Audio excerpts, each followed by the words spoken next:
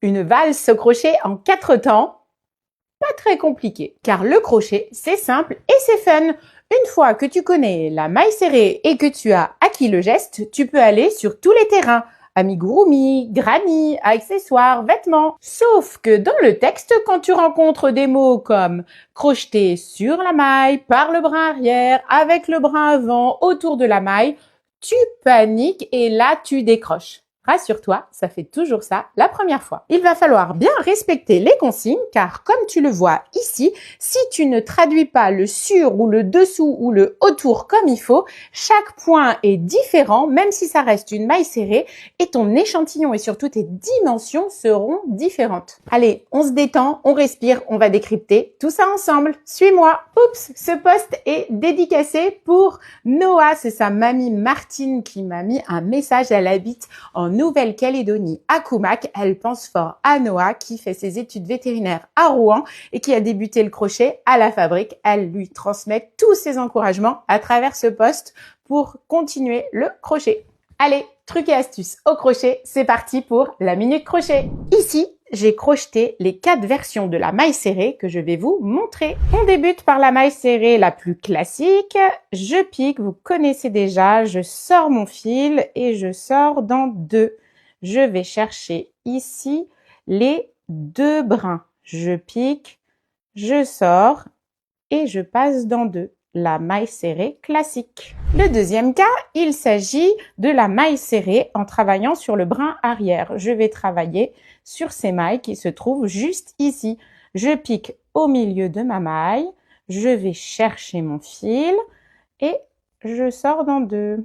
Je renouvelle, je pique au milieu de ma maille et je sors dans 2. Je vais travailler ainsi tout le long de mon rang. Attention, lorsque j'arrive sur ma dernière maille, je ne vais pas prendre que le dernier brin. C'est un conseil que je vous donne si vous voulez rigidifier ou en tout cas solidifier votre lisière sur la dernière maille. Je vous conseille d'attraper les 2 brins et de réaliser une maille serrée classique. Notre troisième cas ici, je vais travailler sur le brin avant en faisant passer mon crochet de l'arrière vers l'avant. Je pique au milieu et je vais aller dans ce sens. Ensuite, je récupère mon fil, il va légèrement tourner et je réalise une maille serrée. Ainsi, j'obtiens des mailles un peu torses comme celle-ci. Je pique au milieu et je ressors. Je pique d'arrière en avant et je ressors.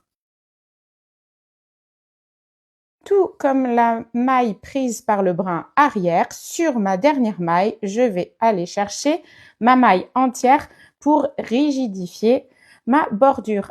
Attention, vous l'avez vu, ce point réduit drastiquement votre largeur. Il faut donc bien respecter votre patron et les consignes si vous en avez. Et enfin, on termine par le dernier cas de figure, faire une maille serrée en enroulant la bride du rang précédent. Je ne vais pas piquer dessus, mais je vais piquer de part et d'autre de ma bride. D'abord ici, puis je vais revenir de l'autre côté. Vous voyez, j'ai ma bride entre les 2. Et là, je réalise ma maille serrée classiquement. De nouveau, je pique ici, je reviens autour de ma bride et je réalise ma maille serrée.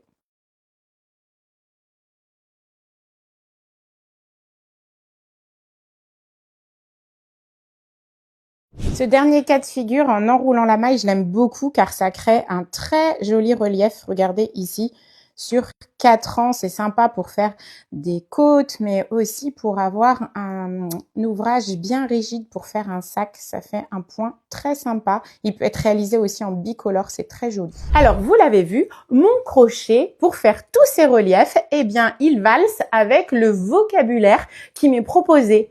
Alors, il suffit de lire parce que le geste, c'est toujours le même, c'est la maille serrée. Alors, voyez, quand je vous dis que le crochet, c'est simple et fun, lancez-vous, vous ne le regretterez pas. Et si vous avez encore des difficultés à avancer, qu'il y a des choses qui vous posent problème, laissez-le moi en commentaire et je tente d'y répondre. À très bientôt!